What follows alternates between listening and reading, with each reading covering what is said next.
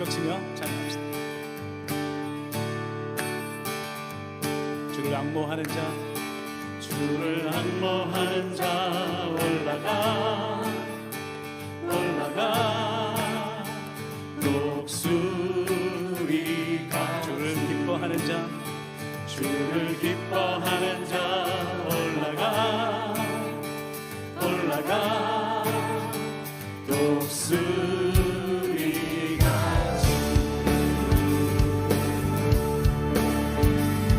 다시 한번 선포합시다. 주를 앙모하는 자, 주를 앙모하는 자 올라가 독수리. 주를 기뻐하는 자, 주를 기뻐하는 자 올라가 독수리같이. 모든 싸움 이기고 근심 걱정 벗은 후 올라가 독수리같이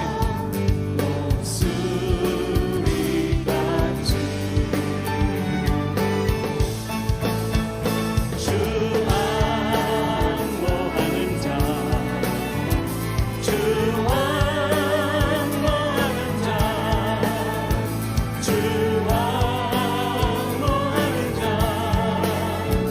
늘 강건하리. 주 기뻐하는 자, 주 기뻐하는 자, 주 기뻐하는 자,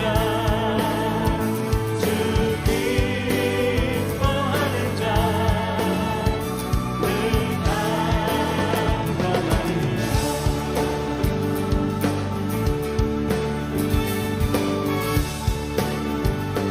주를 바라보는 자, 주를 바라보는 자 올라가 독수리같이. 주를 사랑하는 자, 주를 사랑하는 자 올라가 독수리. 은혜 안에 뛰놀며 주의 영광 보리라. 올라가 독수리같이 올라갑니다. 독수리같이.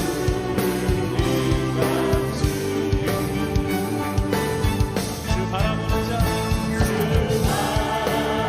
바라보는 자, 주 바라보는 자, 주 바라보는 자 주 사랑하는 자, 주 사랑하는 자, 주 사랑하는 자, 주 사랑하는 자 늘 강건하리. 다시 한번 주 바라보는 자, 주 바라보는 자, 주를 바라보는 자 우리에게 힘 주실 것입니다.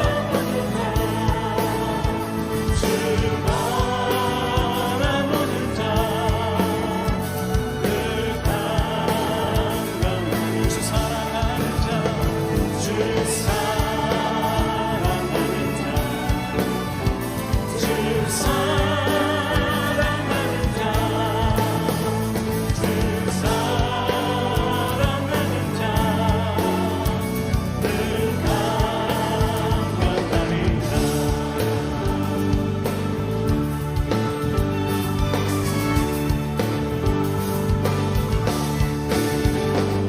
할렐루야. 주를 바라보며 주님 앞에 나아갑시다. 오늘 메시지는 징계에 대한 메시지입니다. 징계. 영어로 디스플린이라고 되어 있고요. 그리고 그 징계를 오늘 헬라어는 파이데이아라고 하는 단어인데, 제가 징계라는 말을 들을 때마다 이 디스플린이라는 이 훈련이라는 의미보다는 punishment, 이런 처벌, 벌 받는 것으로 자꾸 뉘앙스가 느껴져요. 이게 제 개인적인 뉘앙스는 있을 수 있습니다. 그래서 저 자신을 위해서도, 그리고 저하고 비슷하게 느끼시는 분들을 위해서도 징계, 이 디시플린이라는 이 단어를 먼저 정리를 하는 것이 좋겠다는 생각이 듭니다. 그래서 이렇게 한번 도표를 만들어 보았으면 좋겠습니다. 징계는 아버지가 하는 게 징계입니다. 반면에 우리가 벌 받는다, 처벌 받는다 할 때 그 처벌은 실은 재판관이 내리는 것이라고 할 수 있겠죠. 그런 의미에서 징계는 사랑하는 아버지가 우리에게 주는 것이 징계인 반면에 처벌은 우리가 지은 죄에 대한 진노로 재판관이 우리에게 그 벌을 준다라고 이야기할 수 있겠습니다. 따라서 징계의 목적은 사랑하는 아버지가 자녀를 회복시키는데 그 목적이 있습니다. 바로 세우는데 목적이 있는 거죠. 수정하는데 목적이 있는 거죠. 잘 되도록 하는 부모의 마음이 담겨져 있는 회복이 목적이라면, 처벌은 왜 처벌을 하죠? 왜 우리들이 죄인을 감옥에 가두고 거기에 대한 형량을 매기죠? 공의를 만나기 위해서죠. 공의죠. 저스티스죠. 그래서 죄인을 처벌하는 것은 공의입니다. 그렇죠? 이거는 아주 정확하게, 그래서 사법부가 바로 서 있어야 되는 것이죠. 그럼에도 불구하고 이 징계는 그러면 왜 공의라고 이야기할 수 없냐면, 실은 우리가 때로는 징계를 받을 때 자꾸 벌 받는다라고 이야기하는 경우가 의외로 많습니다. 도대체 내가 왜 이 벌을 받을까? 어려울 때마다. 그런데 실은 그게 우리 성도들에게는 맞는 말이 아니에요. 왜냐하면 죄에 대한, 내가 지은 죄에 대한 벌은 그리스도 예수께서 그 죄값을 십자가에서 치르셨어요. 예수님이 우리의 공의를 만족시키신 분이지 내가 내 지은 죄에 대한 공의를 만족시킬 수 없습니다. 그래서 우리가 받는 징계는 공의를 만나기 위한 것이 아니라, 이미 공의는, 내 죄에 대한 벌은 예수 그리스도께서 십자가에서 완벽하게 받으신 거죠. 처벌은 그런 의미에서 내가 벌 받는다라고 만약에 혹시 그런 생각을 갖는다면, 내가 지은 죄의 벌을 내가 스스로 받는 거죠. 그러나 내가 지은 죄에 대한 벌을 그대로 받고 살아갈 자가 이 세상에는 없죠. 그런 의미에서 죄값을 내가 치른다 그럴 때는 그게 공의로서 재판관이 내가 그 고난을 겪으면 되죠. 근데 우리 하나님의 백성들은 내 죄값을 그리스도께서 공의를 충분히 만족시키시며 대신 받으셨고, 그렇기에 우리가 지금 당하고 있는 징계, 그것이 어떤 형태로 우리에게 오든지 간에 그것은 하나님 아버지가 사랑의 마음으로 우리를 세우시고 회복시키고 자라고 성숙하게 하시기 위해서 하시는 하나님의 거룩한 행위다, 이렇게 정의를 하고 들어갔으면 좋겠습니다. 그래서 징계라고 할 때 자꾸 이렇게 처벌이 이미지가 떠오르는 저같이 분들은 discipline, 훈련, 이 단어를 떠올리는 것이 더 좋을 것 같습니다.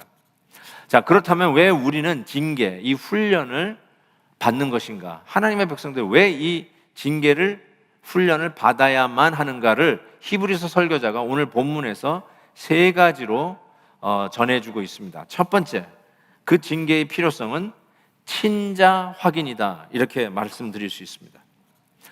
7절 보면, 너희가 참음은 징계를 받기 위함이라 하나님이 아들과 같이 너희를 대우하시나니 어찌 아버지가 징계하지 않는 아들이 있으리요. 징계는 다 받는 것이오늘 너희에게 없으면 사생자요 친아들이 아니니라. 징계를 통해서 우리가 사생자가 아니라 하나님의 친아들, 진짜 아들, 딸들이 계시면 진짜 딸인 것을 알게 된다는 거예요. 가끔 이게 출생의 비밀을 가진 드라마들, 한국 드라마들 보면 내 친자인지를 확인하기 위해서 DNA 검사하잖아요. 그래서 99.8% 친자 확인 이런 것들이 있는데, 하나님께서 우리가 하나님의 자녀인가 하나님의 친자인가를 확인하는 방법이 징계, 디스플린, 이 훈련이라는 것입니다. 음악회에 우리가 가족이 갔다고 한번 상상을 해봅시다. 요즘 음악회도 지금 코로나 때문에 열지 못해서 음악회 자주 가시는 분들은 그것도 답답한 것 중에 하나가 되겠죠. 근데 음악회에 가서 이렇게 멋진 공연을 보고 있는데 우리 아들이 철없이 막 놀고 장난치고 막 웃고 막 돌아다니고 그런다고 가정을 해봅시다. 그렇다면 부모가 되면은 아마 틀림없이 경고를 주고 주의를 주고 그러지 말라라고 할 겁니다. 그래도 말을 안 들으면 어떻게 하죠? 밖으로 데리고 나갈 거예요, 아마. 왜요? 그 음악회 온 모든 관중들이 지금 음악회에서 소위 그 음악을 즐기고 있는데 자기 아들이 혹은 자기 딸이 막 잡음을 내고 막 웃고 그래서 방해가 되면 안 되잖아요. 그럼 부모가 잡을 거예요. 그런데 이런 생각을 해봅시다. 애가 막 떠들고 음악회 도중에 막 떠들고 있는데 아무도 그 아이를 자제를 안 시키는 거예요. 그러면 그 관객들이 아마 보다가 막 둘러보기 시작합니다. 틀림없어요. 둘러보기 시작할 거예요. 뭘 둘러보는 걸까요? 제 아이의 엄마 아빠는 어디 있는가? 그거 찾는 걸 거예요. 왜 쟤를 그냥 놔두는가? 왜 쟤를 그냥 놔두죠? 아무도 제재를 안 하면 그거죠. 부모가 없는 거예요. 그 아이가 부모 없이 거기 와 있는 거죠. 그 누구도 그 아이를 컨트롤할 수 있는 부모가 없다는 뜻일 거예요. 자, 그런 의미에서 하나님께서 우리가 음악회에서 막 철모르고 떠들고 할 때 주의를 주는 것이 우리 부모이듯이, 부모가 있으면 당연히 그렇게 하듯이 하나님께서 당신의 자녀들이 잘못 행하고 나무라야 되고 꾸지람을 주어야 할 때 하나님 아버지께서 사랑의 마음으로 주의를 줄단 말이죠. 그 꾸지람을 받을 때 고로 낙심하지 말라. 오히려 그것이 나에게 친부모, 나에게 아버지가 있구나, 나에게 엄마가 있구나를 확인하는 작업이고 내가 하나님의 자녀라는 것을 확인하는 방법이라는 거예요. 참 이런 걸 생각해 보면 정말 맞는 말씀이다 하는 생각이 들어요. 만약에 여러분이 한 번도 이 훈련에 임해 본 적이 없고 훈련 받아 본 적이 없다라고 가정한다면 여러분은 하나님의 자녀가 아니라고 이야기할 수 있어요. 하나님의 친자가 아니라 사생아라고 얘기하고 있을 정도로 성경에서는 분명하게 얘기합니다. 우리 예수 그리스도를 주로 고백하고 우리 주님을 믿고 고백하는 우리 성도들이 훈련을 지금 받고 있는 현장은 내가 하나님의 자녀라고 하는 친자 확인하는 현장이라는 것을 꼭 기억하시길 바랍니다. 그렇다면 하나님은 어떻게 우리를 훈련시키는가를 잠시 짚고 넘어갔으면 좋겠어요. 하나님은 우리를 도대체 어떻게 훈련시키시죠? 전 두 가지로 여러분에게 말씀드리고 있어요. 첫 번째는 공동체 훈련을 시키십니다. 공동체 훈련을 시켜요. 그 말이 무슨 말이냐면 꼭 나 혼자만 예수 믿게 안 하고요, 이 예수 믿는 교회라고 하는 이 공동체 안에서 하나님이 우리를 훈련시키십니다. 그래서 같이 주님의 사역에 임하고 봉사하면서 공동체 훈련을 시키십니다. 한 사람 한 사람 그냥 개인적으로 부르시고 끝내시는 분이 아니라 공동체 안으로 불러서 함께 일하게 하시고 주님의 나라를 위해서 의견을 합치고 자기의 뜻을 합치고 함께 조율하는 이 공동체 훈련을 시키십니다. 그래서 때로는 반대에 부딪히기도 하고 내 주장을 내려놔야 할 때도 있고 때로는 건덕을 위해서 공동체를 위해서 나 개인의 어떤 희생도 무릅써야 할 때가 있습니다. 하나님은 반드시 공동체 훈련을 통해서 훈련을 시키십니다. 그래서 내가 깎여야 될 부분이 있다, 부족한 부분이 있다, 내 인격적으로 좀 더 이 믿음의 고도를, 이 태도 속에서 신앙의 고도를 높이듯이 인격적인 고도를 높여야 되는 그런 필요성을 깨달을 때가 상당히 많습니다. 이 공동체 훈련이야말로 소통하는 방법을 배우게 되고 남을 리스펙트, 존경하게 되고 내 말만 하는 게 아니라 남의 말도 경청하게 되고 내 주장이 아니라 다른 사람의 의견도 잘 듣고 그리고 내 의견을 접고라도 함께 협력하는 이런 것을 배우게 돼요. 이게 정말 중요한 훈련인데 하나님께서는 결단코 여러분을 혼자 세워두지 아니하십니다. 공동체 안에서 훈련시킨다는 거 꼭 기억하시기 바랍니다. 두 번째, 하나님은 어떻게 훈련을 시키냐면 고난을 통해서 우리를 훈련시킨다고 할 수 있어요. 우리에게 환경적인 어려움이 있고요. 때로는 질병을 가지고 투병하면서 하나님은 이 훈련을 우리에게 주십니다. 그러면서 하나님께서 우리를 그냥 놔두지 아니하시고 하나님의 자녀답게 천국 입성하는 거룩한 하나님의 백성답게, 그리고 이 거룩과 성화 속에서 예수님 닮은 하나님의 자녀로서 자라가도록 하나님은 우리를 훈련시킨다는 사실을 꼭 기억하실 수 있기를 바랍니다. 자, 그런 의미에서 징계의 필요성 두 번째가 오늘 본문에서 얘기하는데, 그것은 하나님의 거룩함에 참여하기 위해서 이 징계를, 이 훈련을 하나님은 시키십니다. 9절 보시면 우리 육신의 아버지가 우리를 징계하여도 공경하였거든 하물며 모든 영의 아버지께 더욱 복종하며 살려 하지 않겠느냐. 그들은 잠시 자기의 뜻대로 우리를 징계하였거니와 오직 하나님은 우리의 유익을 위하여 그의 거룩하심에 참여하게 하시느니라. 오늘 이 말씀 속에서 이 히브리서 설교자가 하나님이 우리를 디스플린, 훈련을 시키는데, 우리 육신의 아비의 훈련, 디스플린과 지금 비교하면서 말씀을 하고 있어요. 우리 육신의 부모의 훈련, 이 디스플린, 징계는 실은 부족하죠. 절대로 완전하지 않습니다. 우리가 자녀들을 정말 잘 훈련하는, 디스플린하는 부모님 보면 정말 존경이 갈 정도예요. 그렇지만 요즘 뭐 아픈 한국에서 들려오는 소식들 보면 뭐 정인이 사건이 대표적이죠. 물론 양부모이긴 하지만 뭐 그런 사건을 보면은 정말 현기증이 날고, 어떻게 이런 일이 벌어질 것인가. 가끔씩 뭐 유치원에 아이를 맡겨놨는데 유치원 교사들의 그 어뷰스한 그런 학대 비슷한 그런 모습이라든지, 아니면 심지어는 자기가 낳은 애인데 그 부모가 그 아이를 죽이는 이런 기가 막힌 일까지 보면서, 정말 이 육신의 부모가 자녀를 디스플린, 훈련한다는 것은 이건 정말 불완전한 것이라는 것을 인정 안 할 수밖에 없습니다. 인정할 수밖에 없습니다.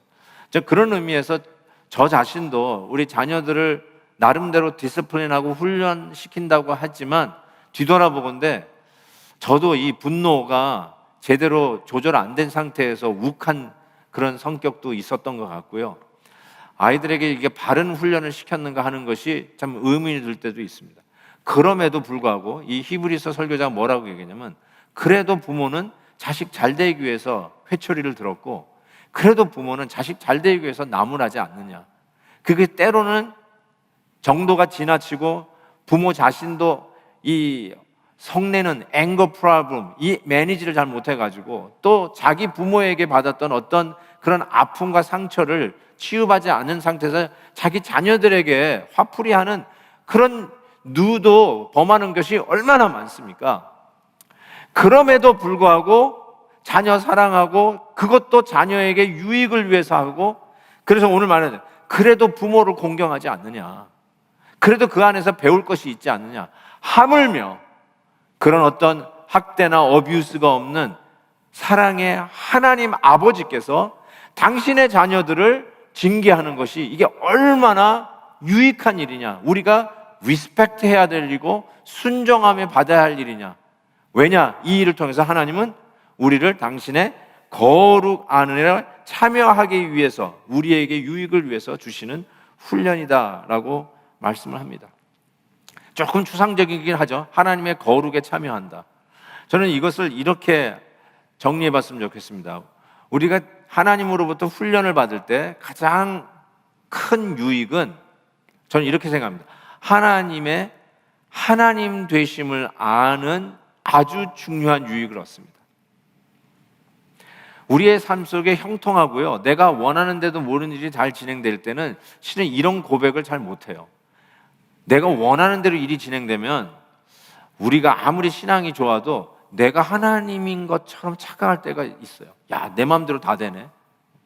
근데 이 고난 중에 하나님의 훈련을 받을 때 우리가 고백하는 게, 하나님이 하나님이십니다. 이 고백을 하게 돼요. 나는 하나님이 지으신 피조물이고, 나는 하나님의 자녀인데 역시 하나님이십니다. 하나님이 당신의 주권대로 이 모든 일을 이끌어가고 계시는 하나님이십니다. 욥의 예를 한번 생각해 보죠. 욥이야말로 아마 지구상에서 살았던 사람 중에 가장 큰 고난을 받았던 자가 아닌가 싶어요. 오늘 단어를 얘기한다면 하나님으로부터 가장 많은 징계를 받은 자라고 이야기할 수 있어요. 그러나 실은 욥은 당대의 의인이라고 하는 별명을 얻었어요. 뭐 이렇게 못된 짓 하다가 두들겨 맞고, 우리식으로 두들겨 맞고 돌아온 그런 탕자가 아니라 당대의 의인이었고요, 하나님 앞에 예배 드리는 거 빠뜨린 적이 없고 하나님 앞에 나아가는 일에 있어서 성실했던 자가 욥이었어요. 그러나 그의 10자녀를 그는 한꺼번에 잃어버립니다.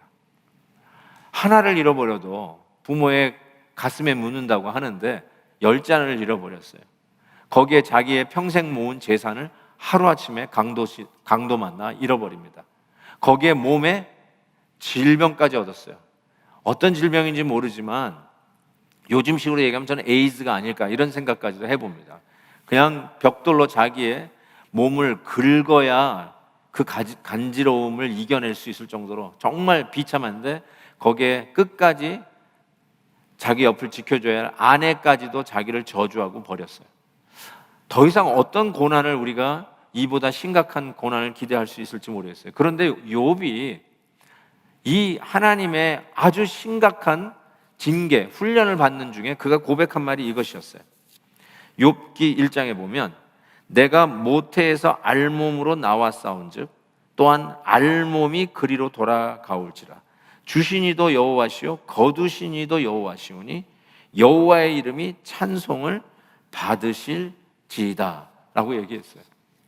때로는 우리가 어떤 고난 가운데 있으면서 이런 이야기를 하나님 앞에 할 수 있어요. 하나님, 제가 도대체 뭘 잘못했길래 이런 고난을 받아야 됩니까?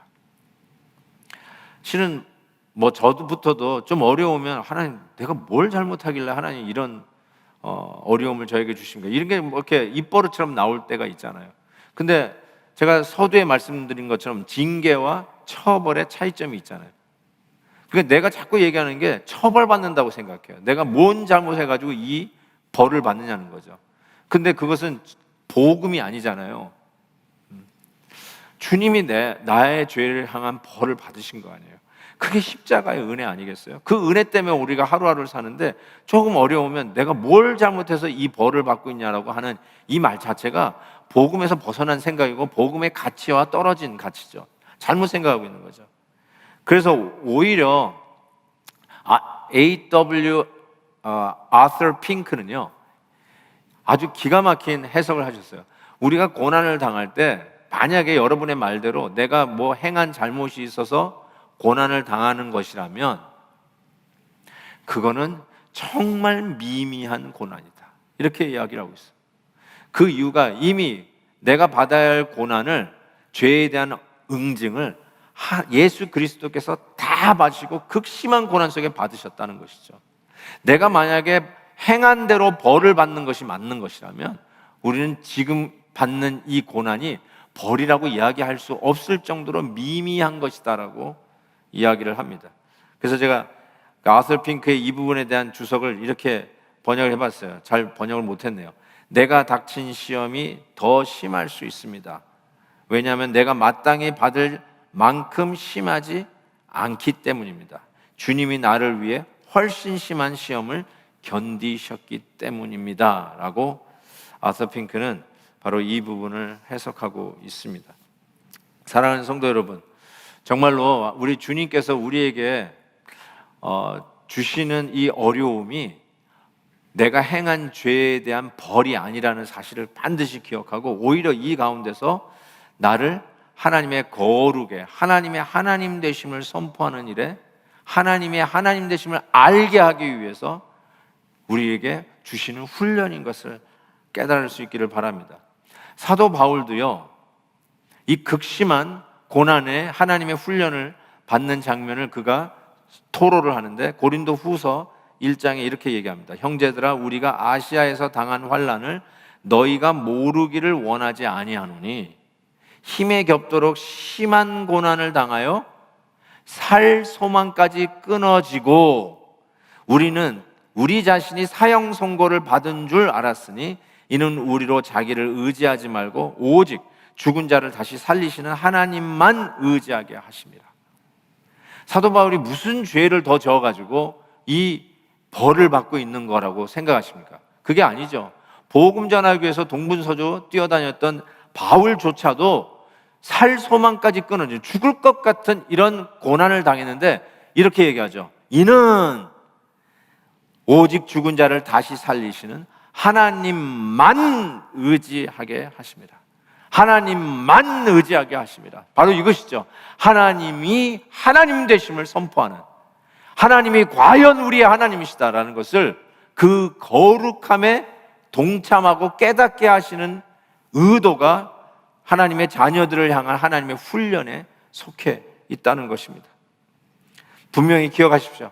하나님만 의지하도록 하는 시간이구나. 그분의 하나님 되심을 깨달아 알게 하는 시간이구나. 이게 하나님이 우리에게 훈련을 주시는 목적이라고 할 수 있습니다. 또 한 가지 마지막으로 말할 수 있는 하나님이 우리에게 징벌을 주시는, 징계를 주시는 필요성이 무엇이냐면 의와 평강의 열매를 맺기 위해서다라고 말씀드릴 수 있습니다. 징계가 있어야 할 이유를 히브리서 설교자는 이렇게 말합니다. 11절에 무릇 징계가 당시에는 즐거워 보이지 않고 슬퍼 보이나 후에 그로 말미암아 연단받은 자들은 의와 평강의 열매를 맺느니라 라고 말씀하고 있어요. 징계를 받을 때요, 즉 훈련을 받을 때 즐거워 보이지 않고 슬퍼 보입니다. 그게 징계를 받고 있는 당시의 상황이에요. 이거를 여러분이 무시하시면 안 돼요. 슬픈데 슬프지 않은 척 할 필요도 없고요. 괴로운데 괴로운 척 안 그러실 필요 없어요. 그냥 이 고난이 힘들 때 하나님 앞에 부르짖는 거예요. 너무 힘듭니다 라고 부르짖는 거예요. 마치 예수님께서 겟세마네에서 기도할 때 통곡하며 기도하셨듯이, 할 수만 있으시면 이 잔을 내게서 옮기셔서 하면서 자기 감정에 솔직하게 그대로 하나님 앞에 토로했듯이, 우리가 하나님의 이 모진 훈련 속에 있다고 생각하실 때 그 훈련이 힘들고 절대로 즐겁지 않고 어려워도, 심지어는 우리 사랑하는 이를 먼저 하나님 나라에 보내는 그런 슬픔의 이별이 있는 현장이 있잖아요. 장례식, 그때 안 그런 척 할 필요 없어요. 장례식 때도 우리 천국 갔다 하면서 일부러 희희낙낙할 이유가 어디 있습니까? 슬픔은 슬픔대로 우리 하나님 앞에 고백하는 것이죠. 근데 반드시 기억해야 될 게 뭐냐면 이 슬퍼 보이는 이 훈련은 장차 의와 평강의 열매를 위한 것이다. 열매를 맺기 위한 마치 거름 주는 것과 같다라고 말씀하고 있습니다. 요즘 씨앗을 뒷마당에 심는 분들이 많이 계시죠. 이번에 좋은 열매로 상추를 따먹고 깻잎 따먹고 고추 따먹고 또 이렇게 방울 토마토 따먹으시려면 지금 해야 할 일이 뭐냐면 거름 주셔야 됩니다. 거름, 퇴비를 주셔야 돼요. 닭똥을 주셔야 돼요. 그래서 갈아가지고 기경해가지고 거름을 주셔야 돼요. 거름 유쾌하지 않습니다. 냄새 쾌쾌하게 납니다.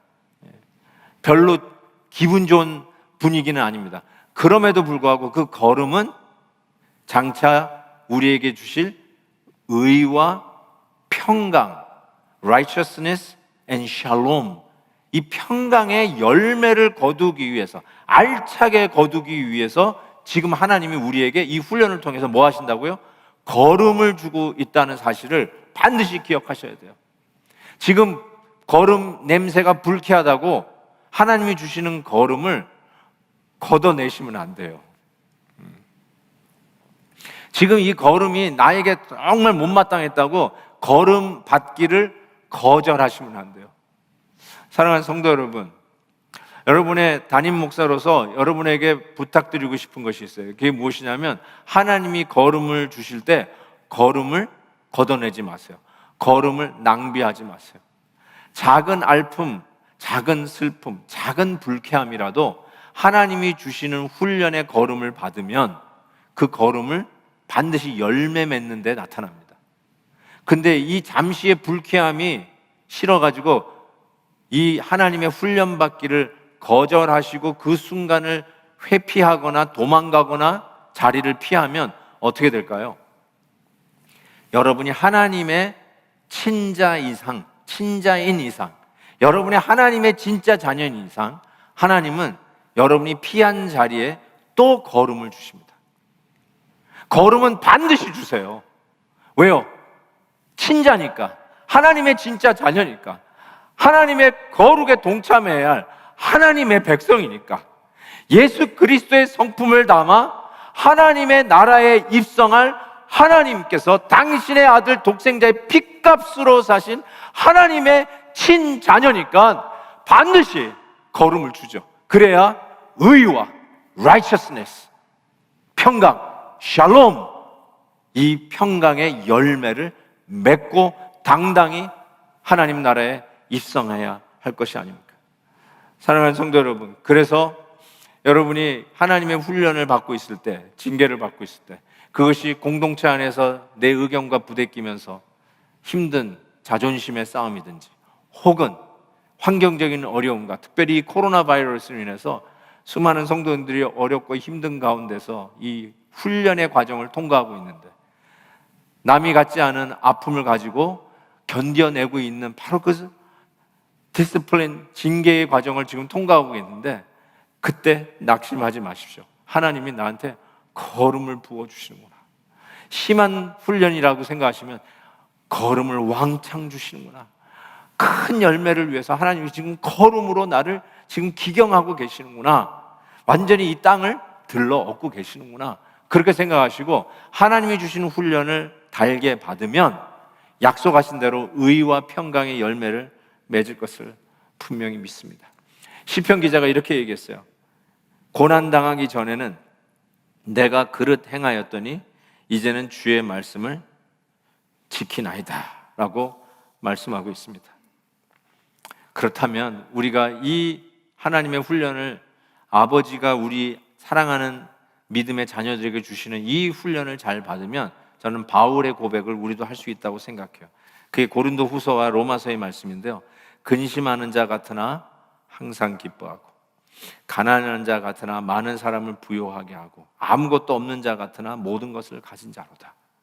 로마서 말씀, 우리가 알거니와 하나님을 사랑하는 자, 곧 그 뜻대로 부르심을 입은 자들에게는 모든 것이, 지금 불쾌하고 냄새나고 결단코 즐겁지 않은 훈련이고 걸음이지만 이 모든 것이 합력하여 의와 평강의 선의 열매를 맺을 것을 믿습니다. 제가 이 스토리를 한번 나누었던 기억이 있는데요. 그럼에도 불구하고 다시 한번 나누기를 원합니다. 제가 캠퍼스 미니스트리를 시작했을 때, 그때 우리 대학생들 2세들 막 교회 하면서 그때 초대했던 강사님 중에 엘리자베스 엘리엇, 그 전설적인 짐 엘리엇 선교사의 아내이신 엘리자베스 엘리엇, 그분을 초대해서 소위 부흥의 강사로 초대해서 말씀을 들었던 적이 있습니다. 근데 아시다시피 엘리자베스 엘리엇은 첫 번째 남편 짐 엘리엇을 선교 현장에 그의 다른 네 친구와 함께 5명이 그 아쿠아 인디안에게 가서 선교를 제대로 해보지도 못하고 그들이 만든 이 대창에 찔려서 그 자리에서 다들 순교하게 되는 엄청난 일이 일어나죠. 참 그러면서 딸 하나 놓고 현장에 가 있던 짐 엘리엇이 그렇게 첫 번째 남편이 죽고 나서, 그럼에도 불구하고 엘리자베스 엘리엇은 그 현장에 가서 결국 그 아쿠아 인디안을 전부 다 예수 믿는 마을로 변하는 아주 기적적인 그 스토리를 우리가 기억합니다. 그 후에 이 엘리자베스 엘리엇은 골든 코넬 신학교, 우리 교회 우리 목사님 중에 골든 코넬 나온 목사님들 계시죠? 골든 코넬 신학교 교수였던 에디슨 리치하고 두 번째 결혼을 하게 됩니다. 어쩌면 차기 목회자들 그리고 차기 선교사들을 발굴해내는 일에 이 엘리자베스 엘리엇은 헌신한 것이죠. 근데 이게 웬일입니까? 이 두 번째 남편이 암으로 죽습니다. 기가 막힐 일이죠. 그리고 나서 나중에 라스 그레인이라고 하는 세 번째 남편하고 결혼을 하게 되는데, 바로 이 세 번째 남편하고 결혼한 후에 저희가 이제 초대를 했을 때 그때 오신 거예요. 그래서 지금도 기억합니다. 그때 거의 70대였으니까요. 70대였는데 이 어떤 할아버지가, 그러니까 흰머리 할아버지가 키도 저보다 훨씬 크시니까 뭐 이렇게 브로셔 같은 걸 놓고 막 이렇게 안내 책자를 이렇게 정리하고, 심지어는 이 포디움까지 올라와서 마이크 테스트까지 하는 거예요. 그러니까 자기 아내 엘리자베스 엘리엇을 위해서 그런 거를 이렇게 섬기시더라고요. 나중에 알고 보니까 그분이 이 세 번째 남편 라스 그레인이라는 걸 알고, 제가 가가지고 던졌던 질문이 지금도 기억이 납니다. 제가 그 라스 그레인한테 가서 무슨 질문을 했다고 그랬죠? Aren't you scared, Mr. 그레인? 두렵지 않으세요? 그게 무슨 말이죠? 저 여자하고 결혼하면 다 죽어요. 첫 번째 남편 짐 엘리엇도 죽었고 골든 코넬 신학교 교수님도 죽었다는 거죠. 근데 이 라스 그레인 이분하고 지금 결혼해가지고 한데, 실은 라스 그레인이 더 오래 사셨죠. 엘리자베스 엘리엇이 5년 전에 하나님 나라 가셨죠. 어쨌든 이 엘리자베스 엘리엇이 그 유명한 그 얼바나 샴페인에서도 강사로 초대를 받았고, 저희 작은 우리 학생교회도 오셔서 말씀을 전해주셨는데 그때도 하셨고, 그리고 영광의 문이라고 하는 그의 자서전적인 글에도 이 이야기가 적혀져 있어요. 거기 뭐라고 되어 있냐면요, 자기가 노스 웨일즈에 방문해가지고 양떼를 치는 그 모습을 본 경험을 거기에 적어놨어요. 그 목자하고 그 다음에 sheepdog이라고 그러죠. 그 양을 모으는 개가 있어요. 그 목자가 다 쫓아내는 게 아니라 이탈하는 양을 막 쫓아가가지고 모으는 sheepdog이 있어요. 그 개들이 있는데 1년에 한 번씩은 이 양들이 소독을 해야 된답니다. 마치 우리 요즘 코로나 때문에 교회를 방역을 하듯이 이 털 안에 이렇게 파고 들어가는 기생충을 이 소독을 하지 않으면 이 기생충 때문에 양떼들이 살지를 못한다는 거예요. 그래서 정기적으로 이 엔티셉틱 탱크라고 이 소독 탱크 안에 집어넣어야 돼요. 그래서 그 안에서 목욕을 시키고 그 모든 기생충들을 죽이고 나와야 이 건강하게 양떼들이 자라갈 수 있다는 거예요. 그래서 그 일을 정기적으로 하게 되는데, 그때 이 막 짖고 으르렁대면서 이 개들이 그 한 곳으로 모은다는 거예요. 그래도 그것이 싫어가지고 빠져나오는 양들이 있대요. 그 양들을 목자가 가지고 있는 이 지팡이로 딱 걸어가지고 목을 채가지고 그냥 다시 그냥 이 엔티셉틱 탱크로 던진다는 거예요.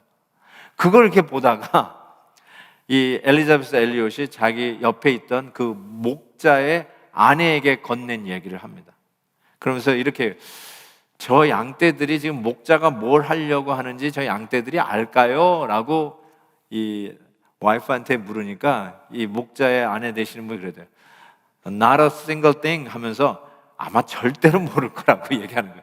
양떼들은 지금 왜 저 개들이 자기에게 짖고 있는지, 왜 저 목자는 자기의 목을 채가지고 다시 저기다 던져버리는지 절대로 알 수 없을 거라는 거예요. 그러면서 하는데, 그때 엘리자베스 엘리엇이 그 목자의 그 목동의 아내에게 이야기를 하는 거죠. 제가 저 양떼의 마음을 압니다. 이렇게 얘기한 거예요. 왜 하나님이 나에게 선교에 헌신하고 주님을 위해서 섬기려고 하는데 그 첫 번째 짐 엘리엇 남편을 데려갔는지, 그리고 신학의 이 목회자들의 후학도를 키워내기 위해서 선교사, 이 신학교 교수하고 결혼했는데 그 두 번째 남편도 데려갔는지 자기는 정말 몰랐대요. 왜 이렇게 하시는지 정말 모르겠더래요. 근데 한 가지 자기가 배운 게, 정말로 왜 나의 목자가 나에게 이렇게 하는지 잘 몰라도 한 가지 자기가 한 것은, 그래도 끝까지 나를 인도하시는 목자를 포기하지 않고 믿고 따라갔다는 거죠. 사랑하는 성도 여러분, 여러분에게 꼭 부탁하고 싶은 게 있습니다. 하나님의 당신의 사랑하는 자녀들에게 주시는 훈련을 받을 때 어쩌면 우리는 왜 나를 저 소독 탱크에 집어넣으려고 하는지 도무지 이해 못하는 양떼와 같은 심정일 수 있어요. 그래도 분명히 우리가 믿어야 될 게 뭐냐면 우리를 살리기 위해서 우리를 하나님의 자녀로 업그레이드 시키고 훈련시키시고 하나님의 거룩함에 참여하고 궁극적으로는 의의 열매, 평강의 열매를 우리의 삶 속에 맺히게 하시기 위해서 우리를 인도해 가고 계시는 목자 되신 그 하나님을 신뢰하면서 가야 된다는 것이죠. 사랑하는 성도 여러분, 우리 예수님의 그 열매, 의의 열매, 바로 그 거룩에 우리가 동참하기 위해서 오늘 걸음과 같이 우리의 삶 속에 부어주시는 그 훈련을 잘 받으면 우리는 틀림없이 의와 평강의 열매를 알차게 실하게 거둘 것을 믿습니다. 주님 의지하고 담대히 나아갈 수 있기를 바랍니다.